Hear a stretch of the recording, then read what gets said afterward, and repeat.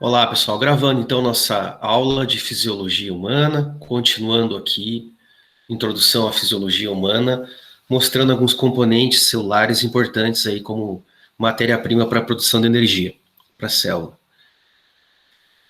Vimos ontem algumas questões ligadas aí a componentes celulares, de forma muito rápida, muito breve, até porque não é o foco da disciplina, né, biologia celular, mas é importante para contexto aí, entendimento do que vem para frente. Então, vocês devem estar aqui, ó, no marcadores bioquímicos fáceis de se utilizar. O que eu trago isso, né? Trago 3 blocos aí de nutrientes utilizados pela célula, diferentes células, e a célula muscular é uma delas, com seus macro. Quando falo macro, eu remeto a estruturas complexas e maiores. E micro, nessa perspectiva de seu desmembramento do macro para partículas menores que podem circular aí na corrente sanguínea e navegar de um tecido para outro. Então, macronutrientes, eu posso citar como exemplo aqui de carboidrato, macronutriente de reserva, um polímero, que é aquela estrutura maior, composta por partículas menores. Então, um polímero é algo complexo, algo que está armazenado, que está dentro do tecido, como o nosso glicogênio, né? A exemplo do glicogênio muscular e também o nosso triglicerídeo, no caso das gorduras, e os blocos de proteínas aqui, os próprios filamentos contráteis, que são proteínas da própria fibra muscular. Quando eu acesso essas reservas aqui, esses macronutrientes de reserva, eu preciso, logicamente, desmembrar eles em partículas menores, para acessar a energia que neles contém. Então, eu acabo por quebrar aqui, fazer a quebra destes em partículas que o compõem menores, como, por exemplo, a quebra do glicogênio muscular em partículas de glicose, e, posteriormente, a possibilidade de formar lactato. Quando eu quebro meus triglicerídeos, o próprio nome já diz triglicerídeos, uma molécula de glicerol e 3 ácidos graxos, eu libero seus 3 ácidos graxos e glicerol, desmembrando, então, algo complexo, polimerizado em algo menor, né, partícula circulante. Quando eu posso aí fazer a proteólise, quebra das minhas proteínas, como, por exemplo, as proteínas contráteis, só como exemplo, eu libero partículas menores de aminoácidos e também nitratos e outros, como, por exemplo, aqui a alanina, nitritos e nitratos e creatinina, certo? Faz parte aí do catabolismo proteico. Joia?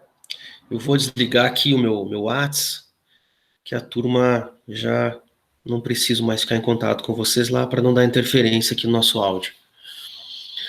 Pessoal, até aí tudo bem? Macro e micronutrientes? Fechou? Como que eu contextualizo isso de forma prática, né? Então, eu consigo fazer algumas análises dentro do laboratório, em ambiente controlado. Aqui eu estou num laboratório de fisiologia do exercício, da Unicentro, e estou com alguns alunos aqui de iniciação científica e um atleta de mountain bike. Inclusive foi, se não me engano, foi campeão aí de uma etapa do brasileiro de mountain bike. Alisson, se eu não me engano. Fez parte de uma pesquisa do nosso grupo de pesquisa, onde publicamos esse estudo na Human Movement, uma revista da educação física, e não só da educação física, mas da ciência, do movimento humano como um todo, né? Uma revista polonesa aí que publica artigos relacionados com performance e saúde. O que eu estou fazendo aqui nesse atleta? Bom, estou representando ou imitando, ou mimetizando, como vocês queiram, uma prova de mountain bike em ambiente controlado, em laboratório. Então, temos uma bike de avaliação aqui, com carga controlada por meio da resistência ao pedalar, bem como também rotações por minuto, né? Ciclos de pedal deste atleta, dando a cadência. Então, eu controlo a sua cadência e controlo também a resistência ao pedal. Eu controlo marcadores aí de intensidade de prova. E com isso eu consigo imitar a prova dentro do laboratório, imitando como se fosse um aclive mais pesado, um declive menos pesado, uma frequência menor de pedal na subida, uma frequência maior de pedal na descida, ou assim como a gente conseguir melhor representar a prova desse atleta a fim de estudar a prova. E, logicamente, estudar o atleta durante a prova, né? Nesse ambiente controlado, o que consigo fazer? Avaliar algumas taxas ventilatórias. Estou aqui com um bocal, avaliando a ventilação minuto, um oclusor nasal, fechando para a respiração oral aqui, ó, ventilação oral, a fim de ter um ambiente controlado para um ventilômetro que está avaliando esses parâmetros de ventilação minuto. Verifico a pressão arterial também, a cada ciclo aí de 3 a 5 minutos, para termos um comportamento dessas cifras pressóricas aí durante a prova. Avalio também o batimento cardíaco, aqui não está aparecendo, mas ele está com o monitor cardíaco por baixo da blusa aqui.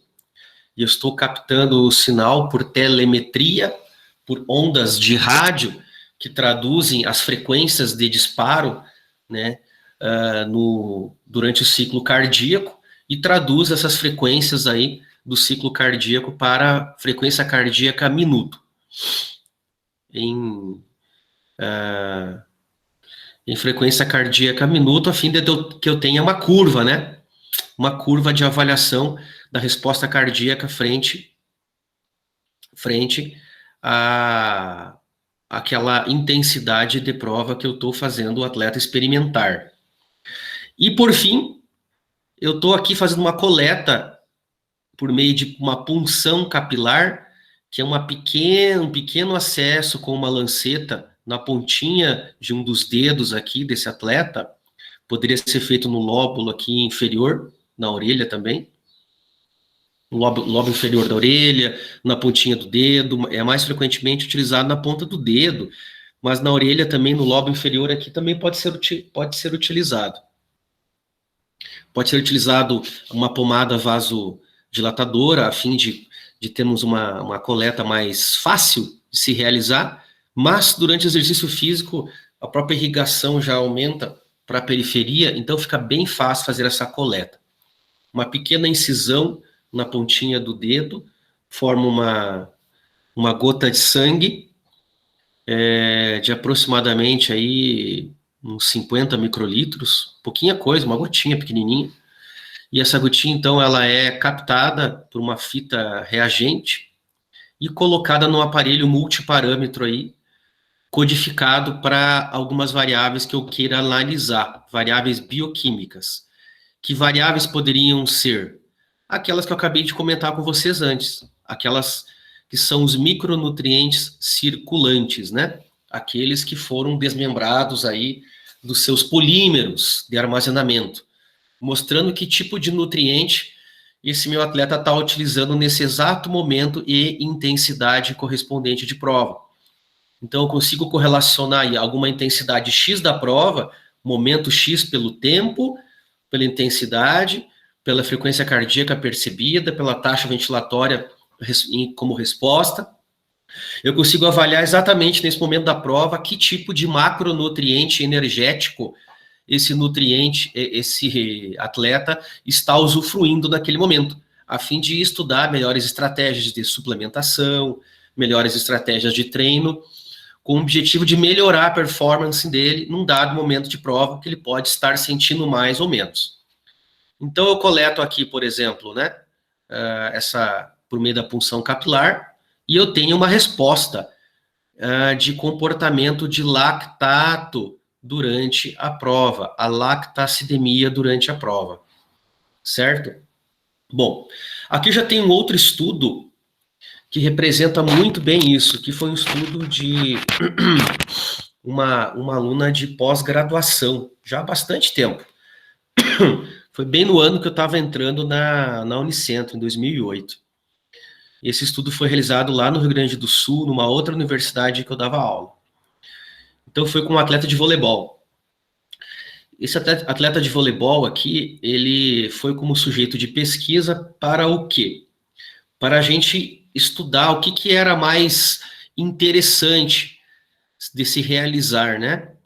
Uma atividade aeróbica antes, uma atividade anaeróbica, melhor dizendo, como a musculação, um modelo de exercício anaeróbico que foi utilizado, não é a única, mas um modelo, a musculação antes ou não de uma atividade mais dinâmica, como uma corrida, né, com perspectiva de exercício aeróbico, a fim de avaliar o que seria mais eficiente em termos de mobilização de gorduras, em termos de acesso ao triglicerídeo armazenado aí no tecido adiposo, a fim de promover, logicamente, quebras desse triglicerídeo e promover lipólise, emagrecimento, consumo de gorduras durante essa sessão, otimizar isso. Seria mais adequado fazer o exercício de musculação antes ou não ao trabalho, né, oxidativo aí de longa duração. Protocolo foi, então, uma sessão aí de musculação, a 50% da 1RM, né, de uma repetição máxima.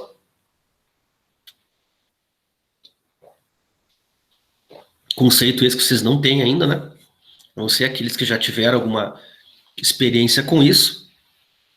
Então, o que a gente faz? A gente coloca o atleta em um protocolo, o aluno em si, em um protocolo onde tem uma série de recomendações para isso, tá, gente? Não é muito simples de se fazer, também não é tão complexo.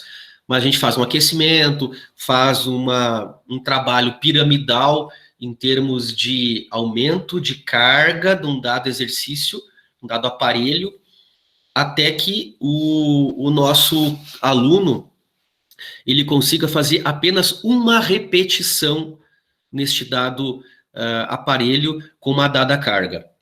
Esse é um protocolo que a gente faz em ambiente controlado, né, com todas as recomendações de segurança. Existem artigos, né, definindo, né, direcionando para esse protocolo. Não é simplesmente chegar na academia e colocar a máxima carga que acha que consegue fazer com uma repetição máxima. Então, existe um trabalho piramidal crescente até chegar a esse valor. Uma vez que a gente encontre a carga máxima necessária ou suficiente para que eu consiga fazer apenas um movimento máximo, como, por exemplo, uma rosca direta, um movimento apenas, e eu não consiga o segundo movimento, eu tenho que repetir isso. Eu tenho que repetir isso após um dado período de tempo de recuperação.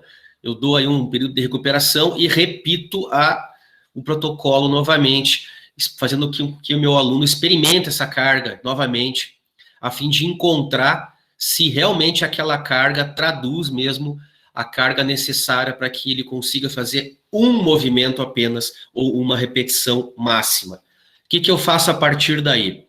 Como é pesquisa, eu tenho que ter muito bem definida essa carga escolhida, né? Eu pego a metade dessa carga, então eu pego 50% de uma repetição máxima e eu tenho, então, uma carga de forma conhecida, né, de 50% da carga máxima, né, necessária aí, ou percebida, ou possível de se executar. Bom, quando eu escolho essa carga, eu induzo, então, a uma série de repetições com esta carga, e eu avalio por meio da punção capilar, lá que eu mostrei antes no atleta de mountain bike, eu avalio o aumento da produção de ácido lático. Toda essa conversa é para chegar na avaliação em ambiente controlado, em protocolo de intensidade controlado, o quanto que eu consigo produzir de ácido lático, ou melhor dizendo, no sangue, o sal de lactato. Muito bem. Perceba aqui que no repouso, o lactato está em 2 milimol, uma concentração aí compatível com a situação de repouso, de inatividade, né, onde nós estamos aí, como todos estamos agora, sem ter um estímulo significativo para dados grupos musculares. Na medida em que eu induzo aí a uma sessão com 50% da uma repetição máxima, eu aumento a concentração de ácido lático no sangue para valores aí superiores a 4 milimol. Então, 4 milimol é um valor sabidamente conhecido como sendo um marcador importante de uma transição aí de um repouso e de um exercício de contra-resistência leve a moderado para algo mais moderado a intenso, certo? Fica entre o moderado e o intenso, entre o moderado e o leve. Pessoal, até aqui tudo bem? Deixa eu ver quem está entrando aqui.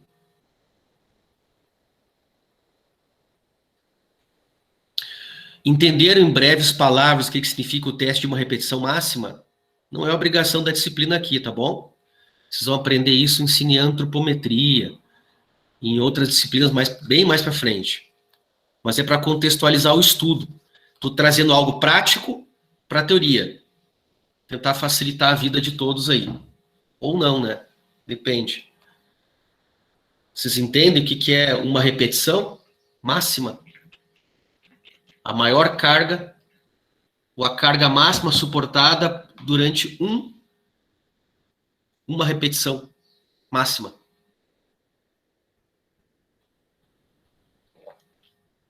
Sim ou não? Yes or no? Eis a questão. Se ninguém fala nada, que tá todo mundo entendendo, né? Sim. Ah, beleza. Então ficou claro. Muito bem. Enquanto o conceito é muito simples, mas enquanto protocolo, não se aventurem a fazer, porque vocês vão se machucar. Certo? Tem toda uma metodologia muito bem caracterizada para se fazer isso. Haja vista que não é num dia que vocês encontram a carga máxima. São em alguns dias, com uma diferença de pelo menos 48 horas entre um dia e outro, para que vocês consigam, lá no segundo, terceiro dia, de forma muito segura, identificar o que é esta uma repetição máxima. Gente, existem vários protocolos. Eu estou dando o exemplo de um, e nem é objetivo da fisiologia humana esgotar isso. Mas é no sentido de alertar vocês para não saiam fazendo isso na academia, que vocês vão se machucar. Tá? Ou peçam orientação de um profissional que já tem experiência em fazer isso. E digo mais, não é todo profissional de educação física que sabe conduzir um protocolo de um RM. Vamos lá. Então, aqui, ó, temos o aumento do ácido lático de 2 para 4 milimol.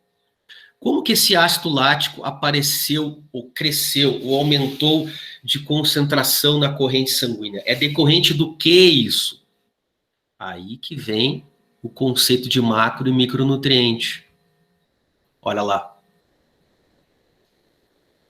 De quem que vem? Quem que produz o ácido lático? As gorduras produzem ácido lático? Negativo. As proteínas produzem ácido lático? Negativo. Qual que é a única fonte de macronutriente capaz de produzir ácido lático? Carboidrato. Mais precisamente, este vem da reserva de glicogênio. Marquem aí. Glicogênio é a nossa estratégia celular de reservar carboidrato.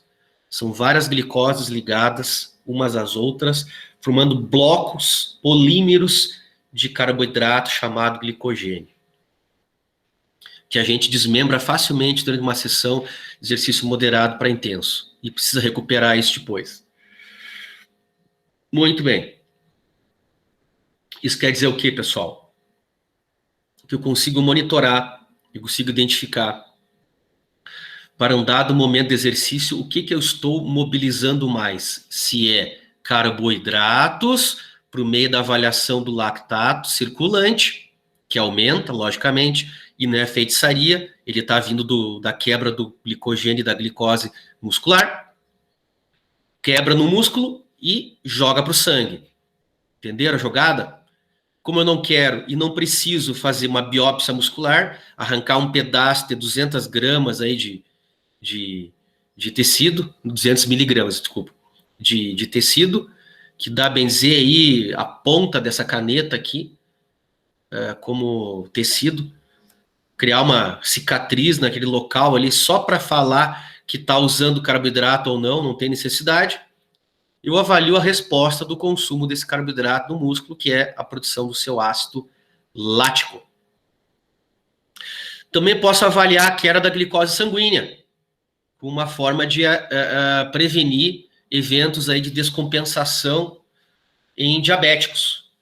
Fatalmente, diabéticos poderão reduzir a sua glicemia rapidamente em situação de exercício, correlacionando o exercício aí com o uso do hipoglicemiante, né, que o diabético utiliza, independente de qual seja. E também eu posso avaliar aqueles aí que se aventuram em exercício na condição de jejum, sem ter uma reposição alimentar antes dessa sessão, o que pode colocar essas pessoas em risco se não estiverem devidamente adaptadas para esse tipo de modelo aí de estresse fisiológico. Então, eu posso avaliar exemplo do lactato, eu posso avaliar a glicose no sangue. Educador físico pode avaliar esses marcadores sanguíneos? Não só pode, como deve. São métodos invasivos? Sim, mas não são métodos que acessam veias e muito menos artérias. Acessam capilares sanguíneos, aquela gotinha de sangue periférica que é coletada com uma microlanceta. Em algum momento do curso vocês vão ter prática disso, tá bom?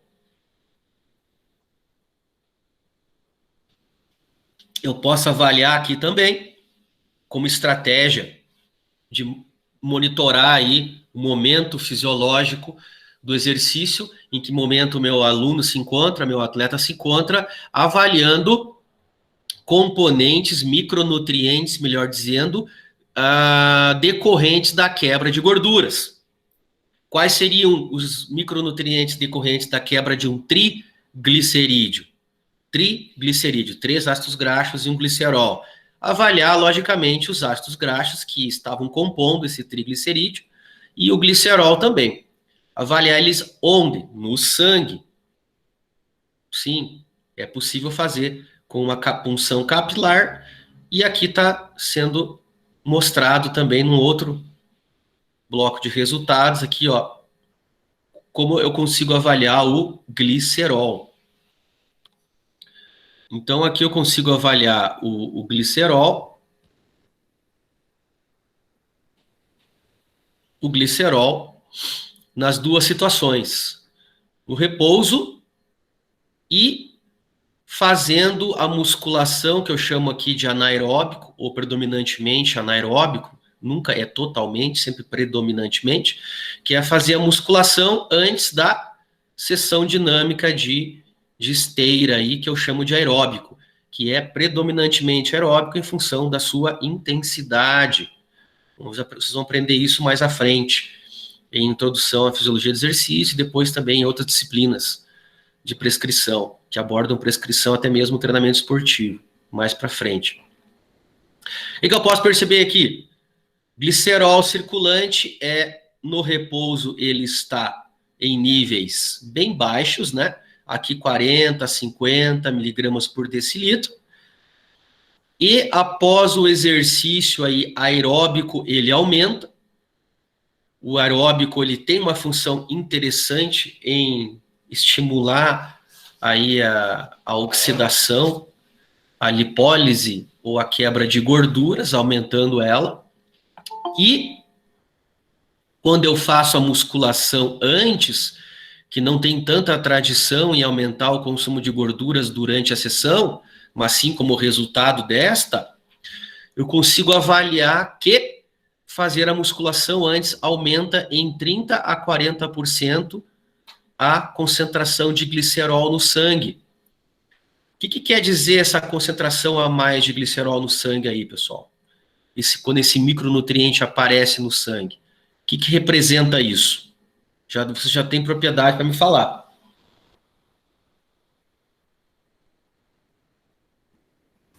Que está, entre aspas, queimando a gordura armazenada?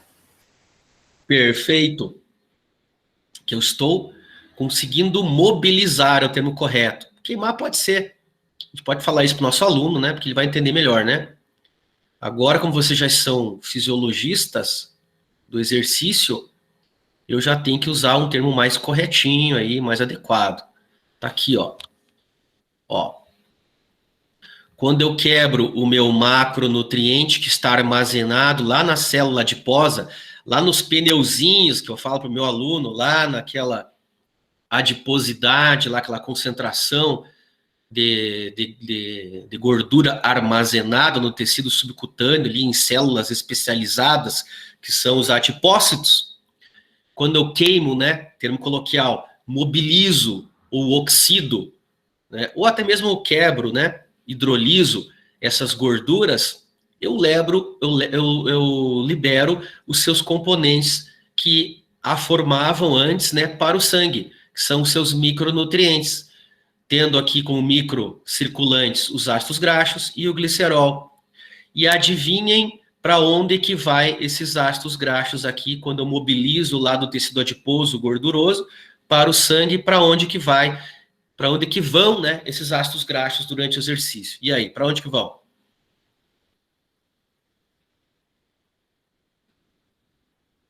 Fica bem difícil de saber, né?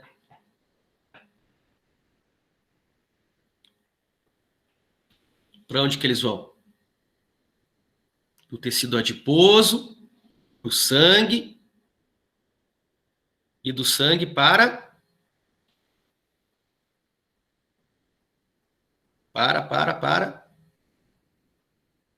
a musculatura que está em atividade, pessoal. Essa musculatura aqui que está sendo recrutada, exigida, ela precisa de energia. Então, quando eu identifico micronutrientes circulantes, eu estou pegando o trânsito aqui do tecido adiposo, dos pneuzinhos aqui, do tecido subcutâneo adiposo, como ele foi mobilizado, não só aqui, tá, pessoal? Estou dando um exemplo, para ser didático.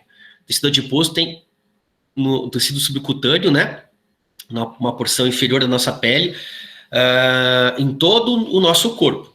E alguns pontos se acumula mais, outros menos. Estou dando um exemplo aqui para ficar didático. Mobilizando aqui os pneuzinhos, aqui, o tecido adiposo, quebrando ele e drenando ele para o sangue em direção ao tecido muscular que vai consumir, desintegrar literalmente em CO2 e água, consumir completamente essas gorduras. Ah, e tem o glicerol ali também, né? Que foi liberado. Bom, o glicerol pode ir para um músculo também, logicamente, e ser consumido até ácido lático.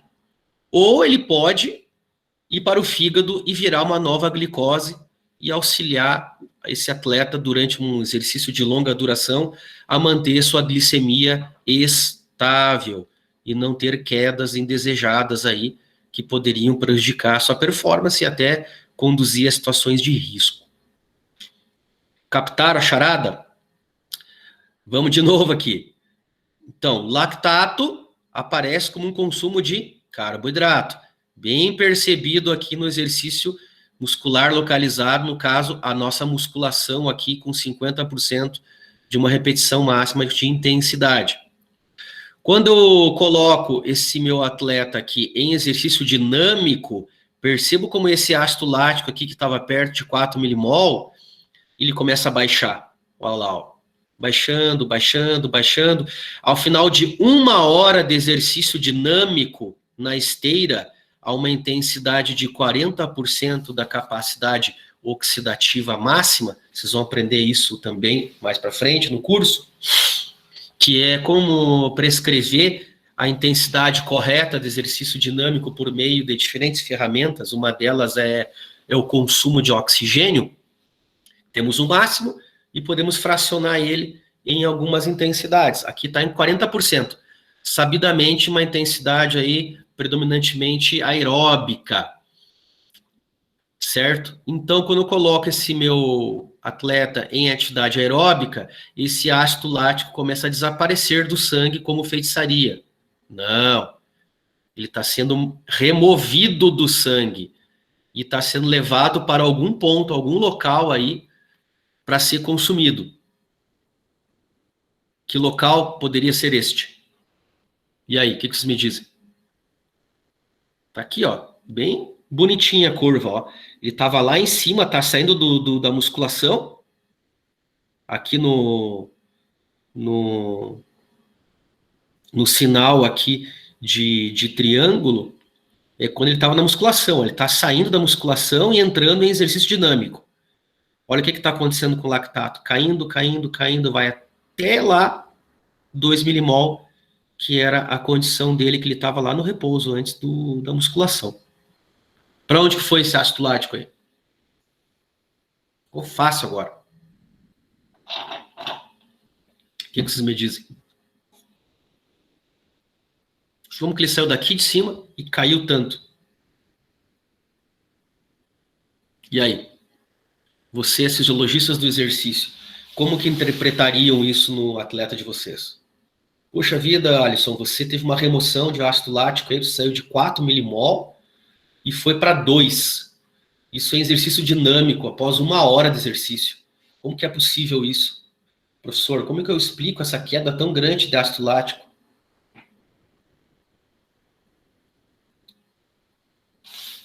E aí, o que vocês me dizem?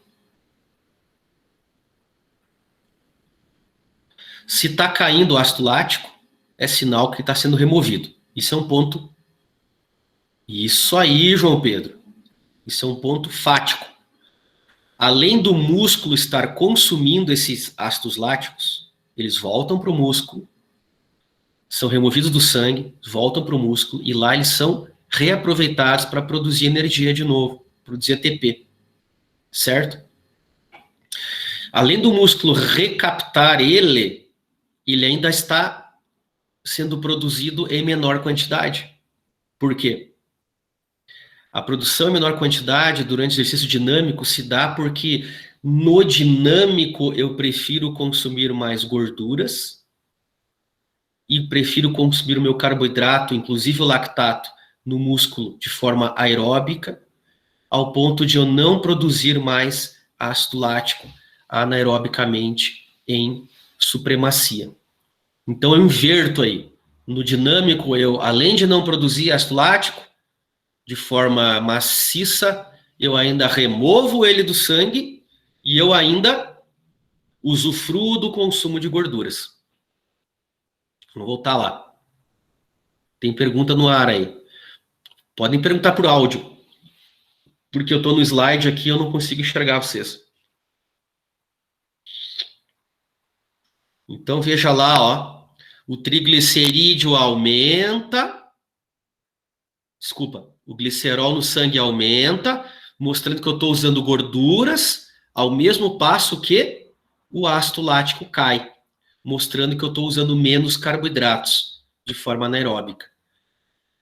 E como eu sei que não existe consumo sem oxigênio de gorduras, fatalmente aí eu estou remetendo que esse glicerol aumentado, que é decorrente do consumo de gorduras, traduz um momento de exercício predominantemente aeróbico e oxidativo. Veja lá, ó, 60 minutos de esteira que eu chamo de aeróbico. Sim, ele foi aeróbico. E essa alta de glicerol aqui comprova metabolicamente isso, e também a baixa do ácido lático comprova metabolicamente isso. Por 2 micronutrientes eu consigo comprovar que naquele momento da minha prescrição, naquele momento da prova ou da prescrição, eu estou usufruindo de gorduras, predominantemente, metabolismo oxidativo, não tem outra chance para consumir gordura, e reduzindo, logicamente, o meu acesso, o meu consumo de carboidratos, na medida em que o ácido lático caiu para uma condição compatível com a que era de repouso. Sendo assim, o que é mais vantajoso para consumir gorduras? Fazer musculação antes ou não? O que vocês me dizem? Barra preta é quando eu faço só a esteira. Barra aqui zebrada ou com traçado aqui em diagonal é quando eu faço a musculação antes da esteira. O que é melhor?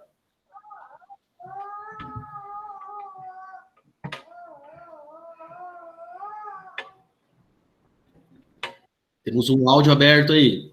Diga lá. Esse artigo aqui foi publicado na Fitness and Performance Journal em 2008, bem antigo, mas olha só como é legal para explicar, né, conceitualmente as coisas. E aí, o que vocês me dizem? O que é melhor? O que foi constatado nesse estudo aí?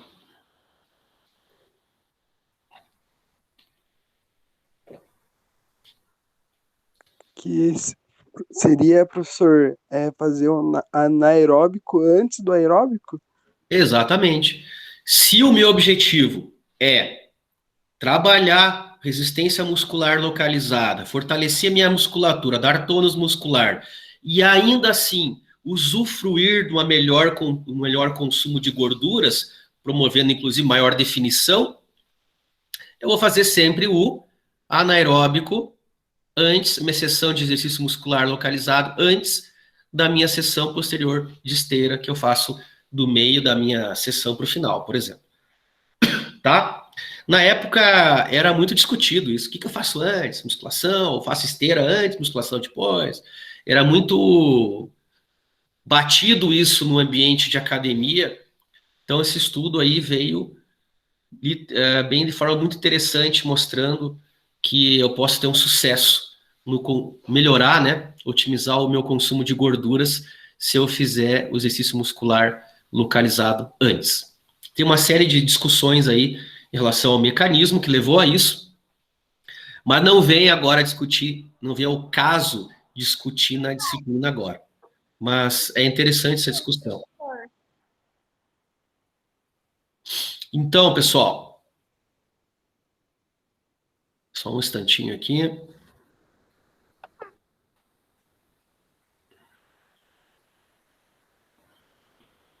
Deixa eu interromper o compartilhamento. Então, pessoal, seguinte. O que vocês estão começando a perceber? Que nós temos diversas estratégias para obter energia, para obter o nosso ATP, que eu comentei ontem, né? O que vai ditar quando uma ou outra estratégia estará mais ou menos ativa? O que vai ditar é, logicamente, a intensidade e ou duração dessa contração muscular, certo? Sempre cravem isso, marquem isso. A duração e a intensidade de um exercício é que vai ditar qual estratégia o meu músculo estará adotando para obter energia. A primeira, se eu tivesse que adotar, a primeira seria a duração e a intensidade vai definir se eu vou esgotar ou não essa estratégia muscular para obter energia. A duração dita qual estratégia e a intensidade dita se eu esgoto ou não esgoto essa estratégia. Vocês já vão pegar isso rapidamente, certo? Então, a isso nós damos o nome de sistemas energéticos. Pode anotar aí, sistemas energéticos. Quantos sistemas energéticos nós temos? Eu não estou entendendo, João Pedro, é que eu estou falando, na verdade, você está escrevendo. Pode perguntar aqui por áudio?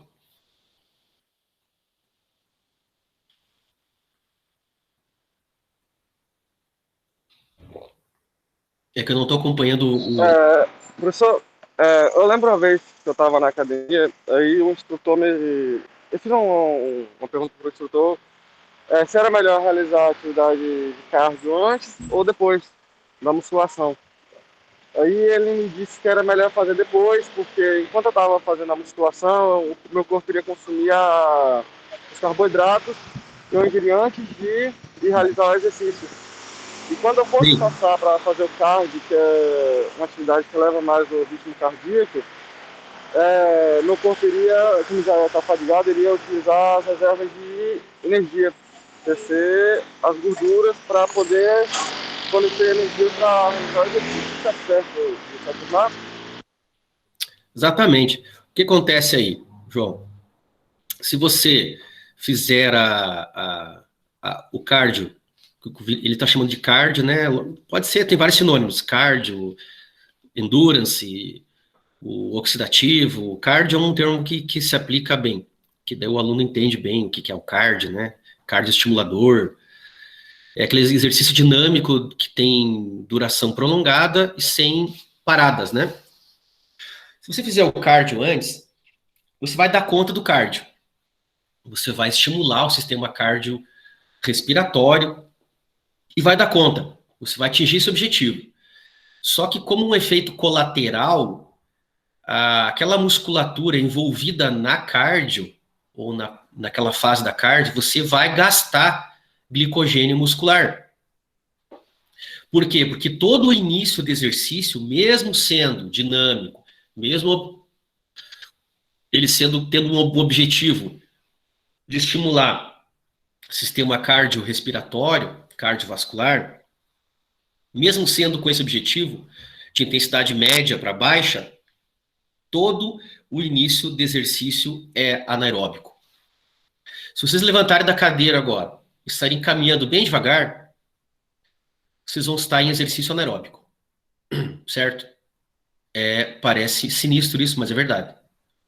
Então, o que define um exercício ser dinâmico, predominantemente aeróbico ou não, é o tempo em que você fica nele, e não necessariamente a intensidade inicial que você dá para ele. Então, dentro dessa premissa aí, João, os primeiros 10 a 15 minutos de exercício dinâmico, de cardio, você vai usar bastante glicogênio. Os primeiros 10 a 15 minutos.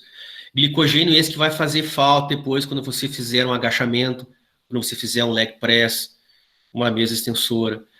Glicogênio esse que vai fazer falta quando você fizer depois um trabalho muscular localizado com perspectiva de aumentar de volume, de hipertrofia muscular. Você vai estar devendo naquela fase, né, do exercício muscular localizado. Seria, a grosso modo, seria isso. Então, depende muito do objetivo. Por isso que fazer a parte muscular localizada antes, mesmo que tenha uma depressão de glicogênio muscular, mesmo que tenha um gasto energético, quando você se envolve no exercício de cardio, que é mais dinâmico, que envolve grandes grupos musculares, após, você vai sentir menos e possivelmente você vai dar conta da parte de cardio após a muscular localizada, e o contrário, você pode sentir. Não quer dizer que vá sentir, mas você pode vir a sentir uma queda de performance. Essa seria a lógica, né, da tua pergunta. Eu acho que eu consegui responder ou não. Conseguiu sim, professor. Era exatamente isso mesmo. Beleza. E aí tem algumas estratégias, logicamente, que os atletas que não se preocupam nem um pouco com a retenção de gordura, até porque já estão em níveis de percentual de gordura ideais, estão aí com níveis de 8%, 6%. Ninguém está preocupado aí com perder gordura durante o exercício físico, porque eles já são atletas, né? Já tem uma performance exacerbada aí. Eles estão preocupados em não perder glicogênio precocemente. O que esses atletas fazem? Eles fazem reposição com carboidrato durante o exercício. A famosa maltodextrina. O que não é muito adequado quando a pessoa deseja perder gorduras, né? Queimar gorduras, como vocês falam. Que quando eu desejo oxidar gorduras, eu não posso ficar suplementando com carboidrato durante a sessão. Se eu suplementar com carboidrato, gente, o músculo vai preferir sempre carboidrato ao invés de gorduras.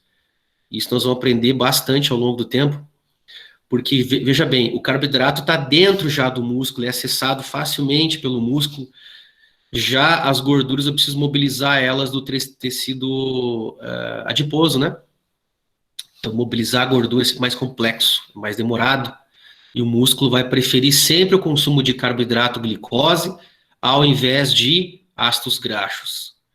Então, é interessante essas estratégias nutricionais. Não é o foco nosso aqui, mas nós vamos contextualizando isso a fim de que vocês tenham alguma aplicação, né? Não ficar muito no vácuo, assim, esses conteúdos teóricos, sempre vamos procurar aplicar. João Gustavo levantou a mão. Meu professor, tem uma pergunta. Quantos por cento de gordura eu preciso para mim fazer um booking antes de fazer um cutting? Booking, cutting, explique melhor aí o que você quer dizer com isso. Não, é que tem uma dieta que você primeiro ganha a massa muscular. Então, eu queria saber mais ou menos, para mim ganhar bastante massa muscular, eu preciso de estar com quantos por cento de gordura, mais ou menos. Isso aí tu vai ter que trabalhar com o nutricionista, cara. É assim, o educador físico até ele pode dar algumas pinceladas aí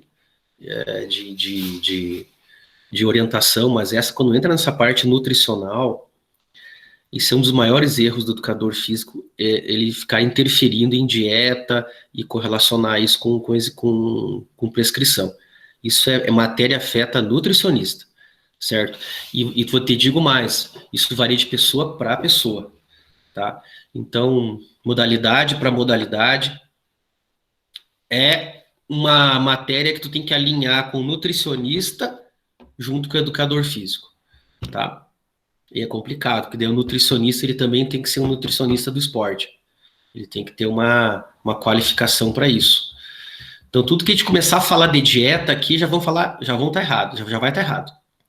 Da mesma forma, quando a gente começar a falar de uso de suplemento, que dose, por quanto tempo, uso de fármaco, e nós vamos incorrer num erro grave aí de ético, tá bom? Como exemplo, a gente pode até citar, né, mas é bom desde cedo você já saibam as limitações e respeitem essas limitações para vocês não caírem aí em erros éticos que muitos cometem por conta de, alguma vez por falta de conhecimento e outras por realmente venderem um produto que vocês não estão aptos a vender. Então, tá bom? Eu, sinceramente, como fisiologista do exercício aqui, como na parte de fisiologia, não me sentiria apto a falar sobre isso. Quem que levanta a mão aí? Eu, professor, não sei se cabe a questão da aula, o senhor responder essa pergunta, mas se fosse fazer um exercício, professor, o certo, então, para perder a massa, a gordura, seria antes do exercício você ingerir só proteína ou poderia ingerir um pouco de carboidrato também? Das duas formas está errado. Errado. Se você der um aporte, mesmo que seja proteico, que te coloque numa condição de aumento circulante de aminoácidos, que você aumenta, na verdade, a concentração de aminoácidos circulantes, que você não consegue ingerir a proteína íntegra, você hidrolisa ela durante o processo de digestão. Você já está competindo com o ácido graxo circulante a fim de usar isso como energia. Essa estratégia de aporte proteico, ela é muito legal para você ter maior energia, isso sim, porque os aminoácidos de cadeia ramificada, entrando novamente na questão nutricional, que não é nosso foco, os ácidos graxos de cadeia ramificada, eles atenuam processos de percepção de fadiga, então vai te dar uma energia extra para treinar, mas não vai te dar aquela termogênese que você espera, entendeu? Você está querendo termogênese, você está querendo aumentar, por exemplo, o catabolismo durante o exercício físico.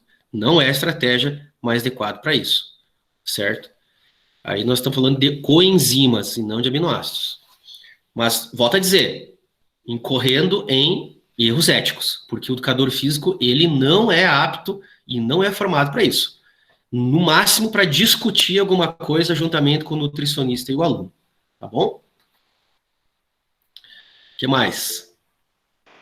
Professor, quando eu fiz uma passagem para o nutricionista, ele me informou que o traço certo seria realizar o consumo de carboidrato, mais ou menos assim, de 1 hora a 1 hora e meia antes de realizar o exercício, para esse carboidrato se transformar em glicogênio e poder ser usado durante a atividade que for realizado o estímulo. E que após a realização desse exercício, seria bom realizar o consumo de proteína. Assim, respondendo a pergunta de Blum. Ó,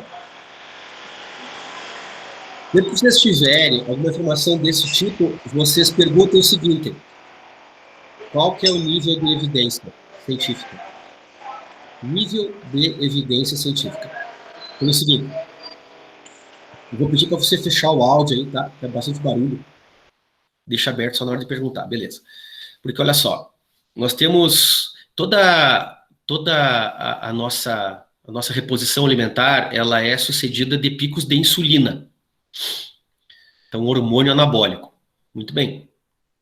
Quando você ingere qualquer substância, principalmente a glicose, mas proteínas também e ácidos graxos também, nós temos 2 picos de insulina que vão acontecer em média aos 20, 30 minutos após essa e em média em 1 hora após essa. Quando eu tenho insulina como pico na corrente sanguínea, eu estou priorizando a síntese de gorduras e também a síntese de glicogênio. Então, vocês vão estar, durante a sessão, sintetizando triglicerídeo, ao mesmo tempo que vocês vão estar tentando sintetizar glicogênio. E não é o que vocês querem. Vocês querem mobilizar. Então, a reposição alimentar com 1 hora antes de uma sessão, ela não é, nem de longe, a melhor estratégia para você ter uma mobilização de gorduras durante o exercício. Tá? Assim como vocês também não podem entrar em jejum. Mas volto a dizer, esse ajuste não é do educador físico. Esse ajuste é do nutricionista, correlacionando isso com variáveis bioquímicas que eu estava colocando para vocês antes, de punção capilar, que o educador físico poderá estar monitorando durante a sessão. Mas não é matéria do educador físico trabalhar isso. Certo? É matéria para vocês orientarem, que vai estar errado. Se o aluno fizer reposição alimentar com 1 hora antes do exercício, se não for um termogênico, quer ver um termogênico? L-arginina é um termogênico. É aminoácido, sim. Só que vocês teriam que utilizar pelo menos aí 500 miligramas a 1 grama de L-arginina para produzir os óxido nítrico suficientemente para gerar o pump muscular. Isso com aproximadamente aí uma meia hora antes da sessão. O que mais que seria termogênico? Cafeína. Cafeína é termogênico, porque a cafeína está aumentando aí o sistema simpático, exacerbando a resposta simpática e corroborando aí com o estímulo na célula adiposa para mobilizar mais gorduras, por meio da noradrenalina, um aumento de catecolaminas, antes mesmo aí de vocês entrarem na sessão de exercício físico. Tá? Tem outros termogênicos aí presentes, né? Deixa para os nutricionistas prescreverem. Agora, carboidrato nem de longe vai ser um termogênico antes do exercício, e muito menos se vocês se abarrotarem aí de aminoácido antes da sessão. Manda aí. E o pós-treino, eu poderia tomar pelo menos um shake de proteína? Aí sim. Se você quiser acabar com o consumo de gorduras, você pode fazer isso imediatamente após o treino. Se você quer continuar usufruindo da queima de gorduras, né, da mobilização de triglicerídeos, você vai dar pelo menos uma meia hora aí para você ter um EPOC, que é o consumo exacerbado de oxigênio mesmo após o esforço, que você permanece aí durante algumas horas, mas pelo menos por 30 minutos após o esforço, até 1 hora, isso é bem evidente. Então, se você quiser usufruir do consumo de triglicerídeo pós-esforço, você não faça isso. Agora, se você tiver percentual de gordura já ideal, estiver contente, satisfeito com isso, e quiser melhorar a recuperação muscular pós-esforço, inclusive do glicogênio e também dos seus sarcolemas aí que foram, dos seus sarcômeros aí que foram destruídos durante o exercício, que é uma matéria que nós vamos ver daqui a pouco mais, a arquitetura muscular, que foi destruída com uma forma de microlesão, aí você faça isso. Agora, logo após o esforço, os grandes erros cometidos, né, quando a pessoa fica autodidata aí na questão nutricional, comete grandes erros, foge do seu objetivo. Então, não pode imitar a dieta de atleta de elite, né, querendo ter resultado como um iniciante. Então, o atleta de elite, ele chega a perder aí 2 quilos de massa muscular numa prova de endurance. Então, ele tem que fazer reposição com aminoácido o tempo todo. Ele tem que fazer reposição com carboidrato o tempo todo. Ele perde líquido, perde massa muscular. Ele acaba a prova com 5 quilos a menos. Mas é um atleta de elite. ele está em provas do tipo Ironman, em provas que duram aí mais de 12 horas de prova. A exemplo de uma maratona, para um atleta de elite aí, que dura um pouco mais de 2 horas ou perto disso. Então, são provas que exigem uma estratégia nutricional junto com a preparação física. Não façam isso sem orientação, que vocês, além de vocês estarem sobrecarregando muitas vezes o sistema renal de vocês vão estar se distanciando do objetivo de vocês. Quem levantou a mão aí, João Pedro? Professor, e para estar realizando o consumo de creatina ali em forma de suplemento, seria o ideal realizar o consumo antes ou depois da atividade física? Eu não entendi qual o suplemento que está falando. Ficou bem ruim o áudio. A creatina. Ah, a creatina. Então, a creatina é uma outra discussão, gente. Nós estamos fugindo aqui do nosso objetivo de aula, certo? Vocês estão entrando em suplementação esportiva. Ó, mas eu vou falar da creatina e vamos encerrar essa parte de nutrição, porque não é o foco, tá? Nós vamos estar fugindo aqui bastante da nossa matéria. A creatina foi muito discutida. A creatina é um dos poucos suplementos alimentares que sabidamente tem evidência científica.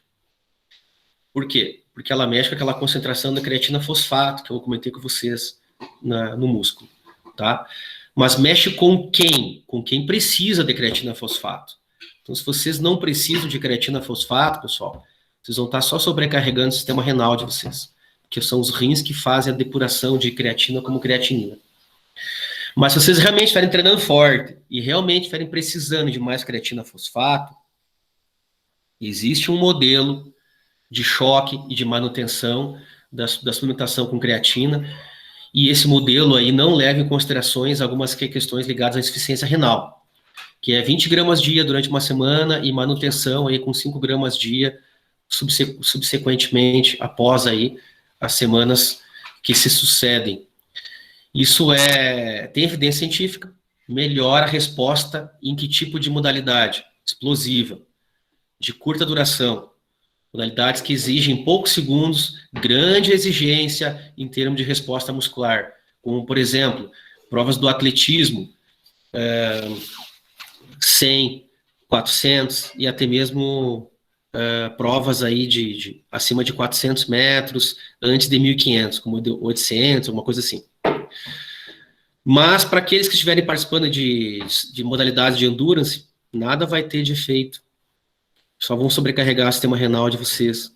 E antes estiverem correlacionando isso com uma outra dieta com proteínas, vai ser muito nitrogênio no corpo, bombardeando o rim de vocês, os rins de vocês.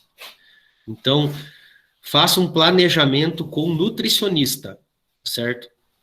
Quem estiver fazendo isso por conta própria, tá errado, pessoal. Sinceramente, tá bem errado, tá? Beleza? Bom, vamos voltar aqui ao foco da nossa aula. Caroline, diga lá. Prof, é uma pergunta simples, mas eu queria saber como que ocorre a cãibra, já sobre o assunto do ácido lático. Tá, nós vamos falar depois que vocês tiverem conhecimento dos sistemas energéticos. Deixa eu vou evoluir na aula aqui, senão não vamos evoluir. A cãibra, ela é multifatorial. Vocês vão entender que ela pode acontecer desde uma falha do sistema nervoso central, se comunicando perifericamente com o músculo, como também pode acontecer uma falha dentro do músculo que é energética. E a comunicação do sistema nervoso central com o músculo não funciona. Então, ela é multifatorial. Ela depende, logicamente, do tipo de sistema e momento e intensidade que vocês estão vivenciando. Tá bom? Mas antes de mais nada, você tem que reconhecer isso aqui, ó. Vocês precisam entender sistemas energéticos. É isso aqui. Ó. E nós temos 3 sistemas energéticos: fosfagênio, glicolítico e oxidativo. Fique com essas 3 informações aí, tá? O primeiro, e já vai entender, Caroline, que dentro desse primeiro sistema energético já pode ter uma perda funcional manifestada como cãibra, que é o sistema que envolve o uso imediato de de ATP que está lá na nossa musculatura, certo? Que sistema é esse? Sistema fosfagênio. Então, aquele ATP lá que eu comentei ontem com vocês, que vocês têm armazenado no músculo, que está pronto, esse ATP que vocês têm, por exemplo, agora, que está armazenado na musculatura de vocês. Esse ATP aí, ele é consumido em poucos segundos de qualquer início de exercício físico. Então, se vocês levantarem agora, por exemplo, os próximos aí 10 segundos que vocês estiverem em atividade, vocês estarão utilizando predominantemente esse sistema energético, fonte imediata de geração de energia. Tem alguma forma de usar outro sistema energético que não esse? Não. Vocês vão estar usando esse. Que sistema é esse? Esse sistema quebra adenosina trifosfato, que eu comentei ontem com vocês, ó, que está aí ao redor de 6 milimol por quilograma de músculo. Ela é quebrada em adenosina difosfato e fosfato inorgânico, com consequente liberação de energia que vai ser necessária para a contração muscular. Tá bom? Quanto tempo dura isso? Gente, alguns segundos. Em torno aí de 5 a 6 segundos.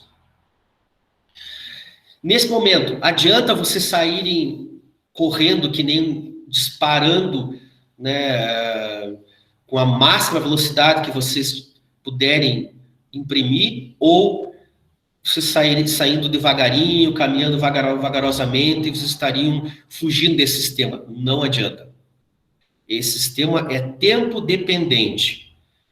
É a fonte mais imediata, é a primeira fonte que vocês vão utilizar em qualquer início de exercício físico, certo? Independente da intensidade que vocês usarem. Por quê? Vocês começam a sair do repouso, entram em contração, não dá tempo, pessoal, de sintetizar o ATP. Não tem tempo. Veja bem, como que vocês vão quebrar o triglicerídeo, liberar ácido graxo para a corrente sanguínea? Esse ácido graxo vai navegar até o músculo, entrar na célula muscular, ser transportado para a mitocôndria, ser quebrado em partículas menores que adentrarão no ciclo de Krebs. O ciclo de Krebs metabolizar essas partículas menores em 10 reações, e essas depois serem jogadas lá para uma cadeia de transporte de elétrons até o oxigênio. Não dá tempo. Então, todo e qualquer início, gravem isso, todo e qualquer início de exercício, independente da velocidade com que ele começa, vai passar pelo sistema fosfagênio, que é quebrar o ATP, liberar ADP, fosfato inorgânico e energia. Na fibra muscular, nós temos uma enzima que faz isso, que é a creatina quinase, a CK, tá bom? A CK, creatina quinase. Ela, então, como enzima, uma proteína, né, com atividade catalítica, ela quebra esse ATP, liberando ADP e fosfato inorgânico. Certo? Muito bem. Agora vem a nossa fosfocreatina. Certo? A fosfocreatina, nós temos uma concentração endógena própria de 28 milimol por quilograma de músculo. Ela já está pronta lá. Tá na nossa fibra muscular. Essa creatina faz o quê? Ela faz ela é responsável por incorporar novamente o fosfato que ela levando esse fosfato aqui, a adenosina difosfato, incorporando com esse fosfato novamente, a fim de sintetizar nova molécula de ATP. Então, aqui nós temos síntese de adenosina trifosfato. Então, o ATP aqui novamente fica pronto para entrar novamente numa reação de quebra e liberação de energia consequente a isto. Energia que será utilizada no processo de contração muscular. Quando nós chegarmos na etapa das bases neurofisiológicas da contração muscular, que é a seguinte, depois dessa base de bioenergética que eu estou dando aqui, vocês vão ver onde que o ATP vai participar para dar conta da contração muscular, tá bom? Nesse momento agora, é interessante vocês reconhecerem como que esse ATP é formado para dar conta do processo de contração muscular. Até aqui, alguma dúvida? ATP quebrado, ATP ressintetizado. Alguma dúvida? Enzima, creatina quinase. Enzima que faz, então, acelera esse processo de fosfocreatina doar grupos fosfatos até o ADP a fim de formar ATP. Quanto dura esse processo aqui? Bom, o ATP foi quebrado aí em 5 a 6 segundos. Depois, acabou o ATP estocado. Entrou a creatina fosfato na jogada para ressintetizar esse ATP para que ele continue sendo usado nos próximos segundos aí que se aproximam dos 10 segundos. Então, primeiro 5 a 6 segundos, ATP estocado quebrado. Próximos segundos até 10 segundos, creatina fosfato. Ao final de 10 segundos, esse sistema começa da creatina fosfato a entrar em colapso. Por quê, pessoal? Entra em colapso porque a creatina fosfato não é infinita. Ela vai acabar também, assim como a ATP acaba. Quando eu usar toda a minha creatina fosfato muscular, esse sistema fosfagênio de fonte imediata entra em colapso. Aí eu só tenho mais uma saída, utilizar os próprios ADPs que estão lá, um ADP doando fosfato para o outro, por meio de uma enzima chamada adenilato quinase. Daí um ADP doa fosfato, fica de difosfato, fica monofosfato. E um dos ADPs de difosfato volta a ser ATP trifosfato. Isso também tem fim. Logicamente, o fim se dá na capacidade dos ADPs aí doarem fosfato um para o outro. Chega uma hora que eu fico só com um déficit de ATP e uma grande necessidade deste. Nesse momento, Caroline, eu posso entrar em cãibra, em fadiga, porque falta ATP. O que vai definir a cãibra aí? A falta de ATP. Quando falta ATP, eu não consigo mais continuar o processo contrátil. E aí trava tudo. A musculatura fica travada, espástica, rígida. O que é preciso para não acontecer isso, então? Para eu evitar com que eu trave? É preciso que eu tenha ajuda por meio de um outro sistema energético. E aí vai entrar quem? Vai entrar... Já vamos lá. A via glicolítica é um outro sistema. Agora a estratégia é quebrar o glicogênio, quebrar a glicose, olha lá, ó, quebrar a glicose por meio de diferentes etapas, que eu não vou trabalhar hoje, só estou introduzindo, ó, diferentes etapas de quebra da glicose, a fim de que eu possa produzir o meu ATP aqui, ó, em algumas etapas chaves, ó. Produzir o meu ATP em algumas etapas chaves, promovendo a continuidade da contração muscular. Como consequência agora da intensidade do exercício ainda continuar alta, e eu não consegui ainda, nesses poucos segundos aí, que ultrapassam os 10 segundos de exercício, eu não consigo ainda oxigênio suficientemente no meu tecido muscular, eu ainda estou aumentando a taxa respiratória, ventilatória, eu ainda estou aumentando o meu batimento cardíaco a fim de bombear esse oxigênio lá para o tecido muscular. No déficit de oxigênio e na necessidade de produzir ATP, eu começo então a produzir o ácido lático como resposta do consumo de glicose. Tá, vamos voltar lá. Sistema fosfagênio. Então, como que eu não fadigo aqui? Como que eu evito a cãibra aqui, que é uma forma de manifestação aí da minha fadiga? Para não fadigar, eu não posso acabar completamente com o meu ATP né, produzido em função da necessidade. Então, tem que haver uma troca desse sistema energético de A para B.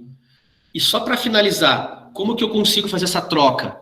Eu vou ter que reduzir o quê? A intensidade de contração muscular. Um bom exemplo disso é a prova de atletismo, 100 metros. Um atleta de elite faz 100 metros em 10 segundos. Até fazem menos, a gente sabe, só para arredondar. Ele faz 100 metros em 10 segundos. Por que ele não faz 400 metros em 40 segundos? Porque a partir de 10 segundos, ele deixou de usufruir dessa fonte imediata e rápida de energia e ele passou a usufruir de uma outra fonte não tão imediata, porém relativamente rápida, onde eu preciso quebrar a glicose em diferentes etapas. São 10 etapas de quebra de glicose para começar aí obter o meu ATP novamente. Antes era só uma etapa, quebrava ATP e já tinha energia. Agora são 10 etapas de quebra de glicose para obter energia na forma de ATP aí para continuar sustentando a contração muscular. Então, eu lentifiquei o processo de síntese de ATP e, consequentemente, agora eu tenho o quê? Uma contração muscular que também recebe de forma mais lenta o ATP e vai responder de forma mais lenta, obviamente, para produzir o trabalho muscular. Ou seja, a partir de 10 segundos, gente, da finalização predominante do sistema A, fosfagênio, eu vou lentificar aí o processo de obtenção de energia por meio do segundo sistema energético glicolítico. E aí está a explicação do porquê a gente não consegue manter a mesma velocidade, a mesma intensidade de prova que a gente consegue nos primeiros 10 segundos sustentar aí para os próximos segundos, né, dessa contração muscular. Entender o porquê que muitas vezes a gente experimenta a fadiga na forma de cãibra por conta de termos eficiências diversas de sistemas energéticos diversos. E aí, só puxando para o que vocês, né, tiraram hoje, vocês focaram hoje na questão do suplemento, que é atrativo, é algo atrativo, o que a suplementação poderia estar nos dando aí, no caso da creatina? Ela poderia estar melhorando o processo de ressíntese rápida do ATP por meio de eu ter uma fonte maior de fosfocreatina. Não maior de ATP, mas de fosfocreatina, ao ponto de eu conseguir ressintetizar esse ATP e prolongar um pouquinho mais o sistema fosfagênio.